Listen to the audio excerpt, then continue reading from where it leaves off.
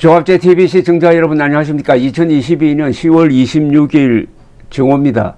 오늘은 박정희 대통령 서거 44주년이 되는 날이기도 하고요. 노태우 대통령 서거 1주기가 되는 날입니다. 작년 10월 26일 노태우 대통령이 89세를 일기로 별세하셨습니다. 오늘 노태우 전 대통령 1주기 추모식이 오후 4시부터 파주시 단현면이라고 있네요. 단현면 해일이 98번지에 있는 동화경묘공원 묘역에서 있습니다. 지난해 두 전직 대통령이 별세를 했습니다. 11월에는 전두환 전 대통령이 별세했습니다. 문재인 정권은 노태우 대통령 서거에 저음해서는 문재인 대통령 이름으로 추모 메시지를 냈습니다. 그리고 국가장으로 치렀습니다. 그러나 문재인 대통령은 빈소 조문을 하지 않았습니다. 전두환 전 대통령에 대해서는 국가장 뭐 이런 거 하지 않았습니다. 그래서 가족장으로 치러졌습니다. 아직도 화장한 다음에 아직도 이 묻을 곳을 찾지 못하고 유골을 연희동에 있는 전두환 전 대통령 자택에 보존하고 있습니다. 한국 현대사의 굴곡을 잘 보여주고 있는 날이기도 합니다. 노태우 대통령은 제6공화국을 연 사람입니다. 지금 문재인 대통령은 제6공화국의 7번째 대통령이고 윤석열 대통령은 8번째 대통령입니다. 1987년 6.29 민주화 선언을 계기로 해가지고 직선제 개헌이 이루어졌습니다. 그래서 1987년 12월 18일 대통령 선거에서 1로 3김의 대결 속에서 노태우 대통령이 당선되었습니다. 그리고 그 다음에 취임했습니다. 제6공화국의 첫 번째 대통령이 노태우입니다. 그 다음에 김영삼, 김대중, 노무현, 이명박, 박근혜, 문재인 그리고 윤석열로 이어지고 있습니다. 그렇다면은 아무도 노태우 대통령과 전두환 대통령을 역사 속에서 지울 수도 없고 부정할 수도 없는 것입니다. 1987년 6.29 선언은 당시 대통령 전두환, 당시 대통령 후보 노태우 두 사람의 합작이었습니다. 6.29 선언에서 약속한 게 거의 대부분 지켜졌습니다. 대국민 약속이 지켜지는 예가 거의 없는데 6.29 선언만큼 제대로 지켜진 선언이 없으니까 역사에 남을 만한 정치적 사건입니다. 6.29 선언에서 약속했던 것이 직선제 개헌, 지방자치단체 선거, 그리고 언론 자유, 김대중 사면 복권 등등이었습니다. 6.29 선언이야말로 총을 쏘지 않고 그리고 물리력을 동원하지 않고 일종의 평화적으로 혁명을 일으킨 겁니다. 선거혁명이죠. 국민들이 자유롭게 선거를 해가지고 정권을 선택할 수 있도록 한다는 것은 그게 민주주의의 가장 중요한 조건인데 그 조건에 달하기 위해서 유럽에서는 수백 년 동안 왕이 죽기도 하고 참수되기도 하고 의회가 해산되고 의회와 왕이 싸우고 내전이 일어나고 하는 그런 격변을 거쳤습니다.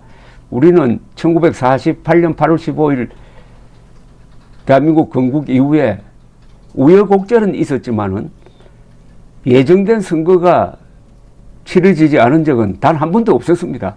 그리하여 지금 우리 이런 민주주의를 지금 경험하고 있습니다. 노태우 대통령은 아마 전두환 대통령과 함께 그 업적이 굉장한데도 너무 쉽게 무시되고 있습니다. 노태우 대통령은 두 가지 위대한 업적을 남겼습니다. 하나는 민주주의를 실천한 분입니다. 그 전에 김영삼, 김대중 이런 분들은 민주주의를 요구했습니다.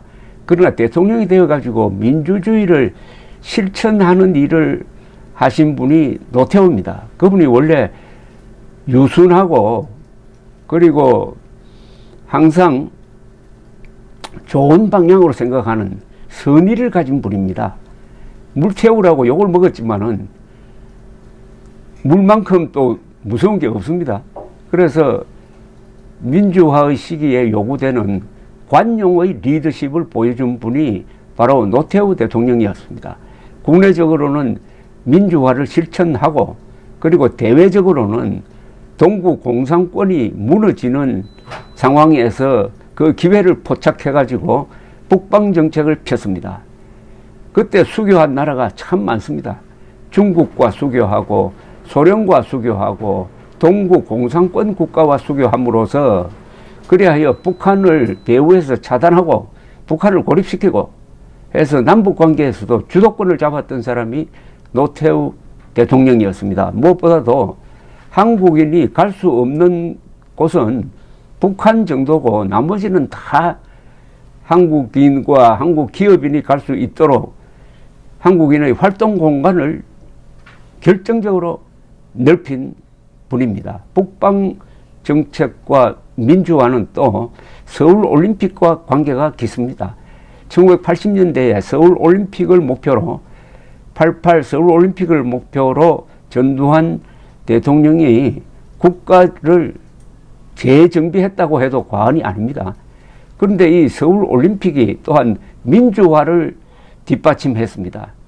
87년에 대규모 시위가 벌어졌을 때 전두환 대통령은 한때 계엄령까지 생각했지만은 그렇게 하면은 88 서울올림픽이 불가능해진다 해가지고 참았고 참으려니까 6.25 선언을 통해서 평화적으로 정치적으로 민주화의 문제를 해결하게 되었던 것이니까 서울올림픽이야말로 우리 민족사에서 가장 위대한 업적입니다. 한민족은 세계로부터 신세를 져가지고 생존한 민족입니다. 즉 1950년 김일성이 남침했을 때 미군 유엔군이 참전해가지고 한국을 살려냈습니다. 그리고 우리도 이승만의 지도하에 결사항전했습니다. 그걸 통해서 처음으로 국제공산주의의 팽창이 휴전선에서 저지되었습니다. 그 뒤에 국가를 누가 발전시키느냐 하는 남북 간의 경쟁이 벌어지고 또 미국은 국력을 총동원해가지고 소련을 상대로 군비 경쟁을 벌여가지고 그 40년 뒤에 동구 공산권 소련 제국이 무너지도록 만들었습니다. 그리고 1988년 서울올림픽을 통해서 국경을 넘어서 인종을 넘어서 이념을 넘어서 벽을 넘어서라는 캐치프레이즈 하에 서울올림픽을 성공시키고 여기에 소련 동구권 팀이 참석함으로써 북한만 빼고 그 중계방송을 통해서 서울이 얼마나 발전했느냐, 한국이 자유민주주의를 통해서 얼마나 발전했느냐를 눈으로 보면서 동구 소련 사람들이 눈을 뜨고 의식화가 된 거죠. 그게 바로 그 다음 해에 동구 공산권이 한꺼번에 무너지는 결정적 계기가 되었습니다. 그러니까 우리는 세계 시민들로부터 도움을 받았지만 또한 6.25 남침 저지 서울올림픽을 통해서 자유세계가 승리하도록 하는데 결정적 기여를 했으니까 신세를 갚았다고 볼 수 있습니다. 이런 일련의 과정에서 전두환 노태우 대통령이 중요한 역할을 했다는 이야기입니다. 또 노태우 대통령은 그 5년 사이에 인프라에 대한 투자를 많이 했습니다. 서해안 고속도로, 그리고 영종도 공항, KTX, 또 200만 호 건설, 노태우 대통령의 작품입니다. 다만 이분이 물러난 후에 김영삼 정부 시절에 소위 역사 바로 세우기라는 광풍 속에서 역사 속에서 묻고 넘어가기로 했던 5.18 광주 사태, 12.12 사건, 이게 다 다시 법정에 서게 됨으로써 전두환, 노태우 두 분이 옥살이를 2년 동안 하고 나왔습니다. 저는 김영삼 대통령의 역사 바로 세우기는 역사를 바로 세운 게 아니라 역사를 비틀고 역사의 흐름을 꺾어버린 일대 실정이라고 생각합니다. 겉으로는 반공 자유민주주의적 정치인이라고 보였지만은 김영삼 대통령의 머릿속으로 좌파적 역사관이 들어감으로써 하는 행동은 좌파 숙주 역할을 하고 말았습니다. 이분이 퇴임한 이후에 좀 공개적인 활동을 하려고 하던 차에 불치병에 걸려가지고 10년 이상 이 침대에 누워 계시면서 말년을 보냈다는 게 참 안타깝습니다. 그분이 우리 국민들을 위해서, 국가를 위해서 해준 공이 엄청난데도 역사적으로 평가는 받겠지만은 현실적으로 좌파 득세 속에서 마음고생을 많이 하고 돌아가신 1주년을 이제 맞았습니다. 우리나라 역대 대통령 중에 문재인만 빼면은 그래도 다른 대통령은 나름대로의 방식으로 국가와 국민들을 위한 봉사를 했다고 그렇게 역사에 기록될 것입니다.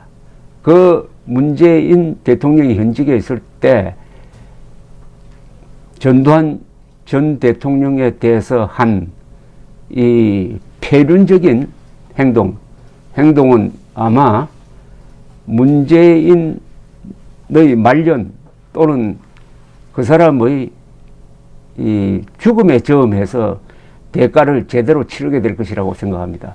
우선 대한민국이 지난 5년 동안의 탈선에서 정상 궤도로 복귀를 해가지고 윤석열 대통령이 어제 박정희 대통령 43주기를 맞이해서 하루 전에 국립현충원의 묘소를 참배한 것이 탈선한 한국 역사의 정통성을 다시 잇는 역할을 할 것이라는 점에서 이번에 맞는 오늘 11.6 두 분의 별세일에 감회가 새롭습니다. 박정희 대통령 43주기, 노태우 대통령 1주기를 맞아서 대한민국이 다시 제자리를 찾는 느낌을 받습니다. 감사합니다.